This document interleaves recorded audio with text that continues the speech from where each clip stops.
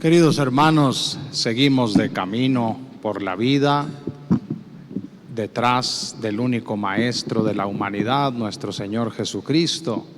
En el camino aprovecha Él cada ocasión que se presenta en nuestras vidas para darnos una lección. Él que es la verdad eterna, la palabra misma de Dios, cuya verdad no se equivoca y incluye también dentro de sí todas las circunstancias, posibilidades y culturas, todos los tiempos de la humanidad. Tan verdad entonces como ahora su doctrina sigue guiándonos por el camino de la vida. A propósito de este episodio que se parece mucho a uno que vivió Moisés en el Sinaí, Jesús inicia la enseñanza que nos da en esta semana. Los discípulos han visto a uno que expulsó demonios en el nombre de Jesús, pero no era del grupo íntimo de los 12. Y entonces le van y le dicen a Jesús: tratamos de impedírselo porque no es de los nuestros. Ahí está una primera tentación, la exclusión. Hacer de la iglesia, que está llamada a incluir a todos los pueblos, una institución de privilegiados, de elegidos y de excluidos. El mismo Señor que el domingo pasado nos enseñó la sencillez de los niños, la importancia de nuestra dependencia total de Dios y de nuestra confianza ilimitada en su bondad, es el mismo que nos recuerda hoy: esto no puede circunscribirse solamente al grupo nuestro. Todo aquel que haga el bien, todo aquel que nombre a Jesús con buena intención, respetando al ser humano, buscando de verdad el bien, dice Jesús, de alguna manera está con nosotros. Piénsese, ni se diga en estos tiempos en los que sentimos que la maldad está tan generalizada y a menudo nos hemos acostumbrado tanto a ella, que ya damos gracias porque haya gente de buena voluntad que busque junto con nosotros el bien de la persona humana, hombre y mujer. Y a partir de ese punto Jesús desdobla otros más de igual importancia. Nos dice: en ese sentido, cualquiera que les ayude a ustedes, aunque sea con un vaso de agua, está colaborando a que el reino de Dios siga difundiéndose, llevándose adelante, instaurándose hasta que derrote al principado de la maldad. Y para que quede claro dónde debe darse la verdadera lucha, la verdadera exclusión, Jesús ingresa en el terreno capital de la fe cristiana, que es la moral cristiana, un estilo concreto de vida que tiene este cariz, este aspecto que se nos dijo en el Salmo que estuvimos repitiendo: los mandamientos del Señor alegran el corazón.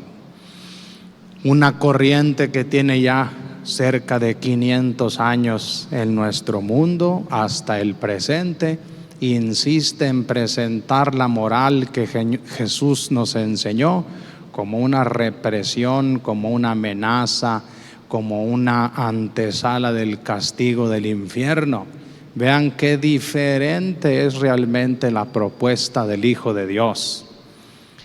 Todo lo que merece de nuestra parte rechazo y combate radical, definitivo hasta que le demos mate, se llama pecado.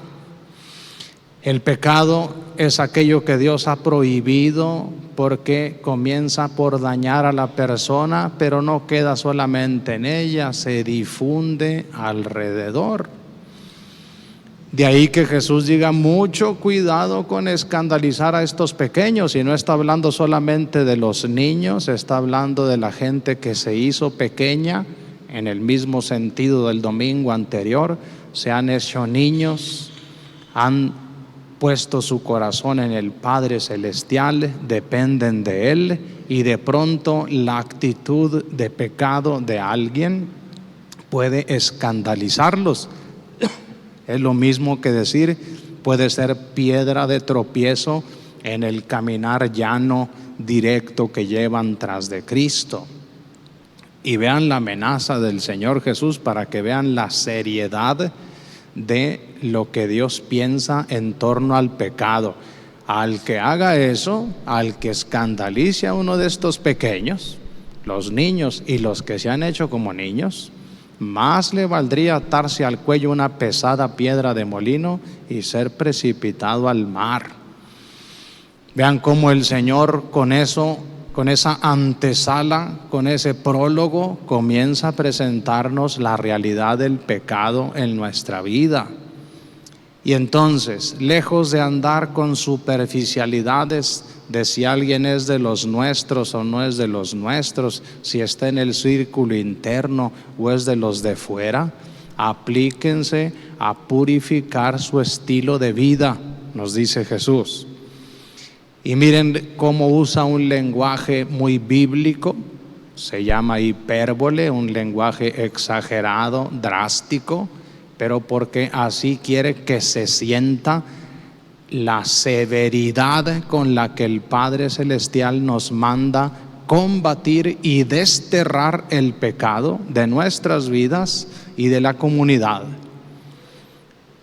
Si tu mano te es ocasión de pecado, córtatela y tírala lejos. Más te vale entrar manco en el reino de los cielos que con tus dos manos irte a la ajena de fuego, al lugar de castigo donde el fuego no se extingue. Naturalmente es un simbolismo. La mano representa nuestras acciones, todo aquello que decidimos hacer, todo aquello que planeamos, todo aquello que realizamos e incluso aquello que deseamos hacer. Examinar nuestras acciones, que no son solamente de las manos, sino todo aquello que nace como intención de nuestro corazón y termina fuera de nosotros, en el mundo o en la vida de los demás. Si hay situaciones de ese tipo que te son ocasión de pecado, córtatela y tírala lejos de ti. Con esta manera de hablar, Jesús nos está dando un gran camino para vencer al maligno, que es el astuto que nos dice siempre cuando nuestra conciencia nos resuena ante el pecado, siempre nos va a dar excusas humanas de mediano tamaño. Hay pecados peores, hay gente que está peor que tú. Ya poco a poco vas a irte quitando eso. No es tanto. Tú lo tienes controlado. Cuando quieras puedes eliminarlo de tu vida. Tienes derecho a ese tipo de gustos, de costumbres. También otros te han provocado. Y tantas estupideces que nos dice y que le creemos. Y miren, cuando Jesús nos dice, córtatela y tírala lejos de ti, nos está diciendo, como decimos coloquialmente nosotros, corta por lo sano. Para con eso definitivamente. No te dejes engañar de que poco a poquito, de que gradualmente al pecado se le combate dándole totalmente la espalda y cambiando totalmente de dirección, suprimiendo de manera definitiva esas acciones que nacen de mí hacia los demás, sean decisiones, sean costumbres, actitudes, vicios, palabras, conversaciones, insidias, críticas. Todo eso tiene que suprimirse de tajo. No es posible vencer al pecado gradualmente. La conversión o es cambio en el caminar de la vida o no lo es. Y nadie puede ir al sur y querer ir al norte yendo al sur. Se cambia de rumbo, de dirección y se enfila la vida en sentido contrario. Por eso el Señor habla de esta manera drástica. Si tu pie te es ocasión de pecado, córtatelo y tíralo lejos de ti. Más te vale entrar cojo en el reino de los cielos que con tus dos pies ser precipitado en el lugar de castigo. ¿A dónde nos llevan nuestros pies? ¿Qué ambientes procuramos? ¿Qué amistades tenemos? ¿A qué lugares vamos y nos divertimos? Todos sabemos bien dónde encuentro ocasiones de pecado, dónde soy tentado, dónde me pongo en peligro en mi vida de gracia.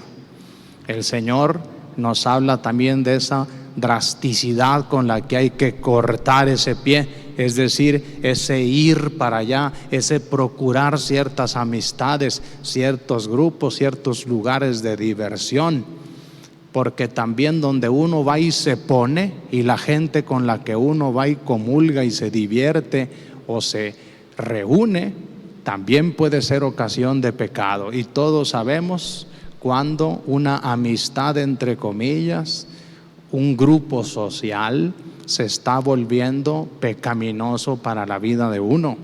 Y el Señor nos habla con la misma drasticidad: corta con eso, de tajo y de una vez. Y finalmente nos dice el Señor: si tu ojo te es ocasión de pecado, sácatelo y tíralo lejos de ti, más te vale entrar tuerto en la vida eterna. El ojo, como el máximo de todos, representa a los 5 sentidos. ¿Qué vemos, qué oímos, qué bebemos, qué comemos, qué tocamos, qué hablamos?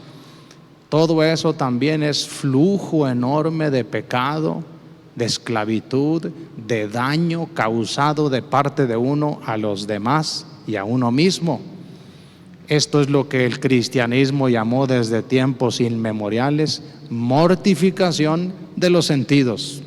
No todo podemos ver, no todo podemos escuchar, no todo podemos tentar, no de todo podemos comer, beber, etcétera, porque hay también ese descontrol en los sentidos que fácilmente nos hacen caer en los vicios, en los excesos, que no tienen más que, de redundancia, efectos nocivos en la persona de cada uno. Miren pues cómo en este cortar naturalmente se implica un pequeño momento de dolor, porque así como a uno le amputaran una parte del cuerpo, así cortar con ciertas acciones o costumbres, con ciertos ambientes o grupos, con ciertas prácticas de nuestros sentidos, nos cuesta en un primer momento. Pero recordemos, los mandamientos del Señor alegran el alma. La moral cristiana no está dada para causarnos infelicidad, para hacernos esclavos, para tenernos frustrados. Esos son mitos que el maligno ha extendido en la cultura desde hace unos 500 años. La verdad es que la moral cristiana es eminentemente práctica. Si Dios te dice haz esto, es porque es lo mejor, lo que más conviene y lo que va a redundar para ti en mayor felicidad, satisfacción y bien en derredor tuyo. Si Dios le llama a algo prohibido, le llama pecado, es justamente porque va a causar lo contrario.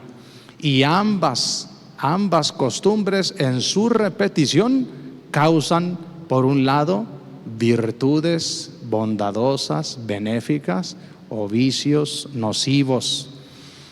Se trata pues de volver a tomar las riendas de la vida. Se trata de no sentirnos esclavos de la cultura, que, como se dice, ¿a dónde va Vicente? A dónde va la gente. No somos veletas de las costumbres y modas culturales. Los cristianos tienen una identidad, tienen un modo de ser, tienen una serie de principios que siguen y que saben por qué los siguen. No solamente por costumbre, por inercia, porque está prohibido y porque me tienen amenazado, sino porque caminar por ese rumbo me va a hacer una persona altamente feliz, realizada, llena de Dios, llena de paz, llena de caridad hacia los demás, como lo fue nuestro Señor Jesucristo. que todos nos embarquemos juntos en este combate radical a muerte contra el pecado, porque el pecado denigra al hombre, oscurece la luz del alma que cada uno tiene y empaña la imagen y semejanza divina que cada uno porta a su modo en su persona. Vamos a ponernos de pie.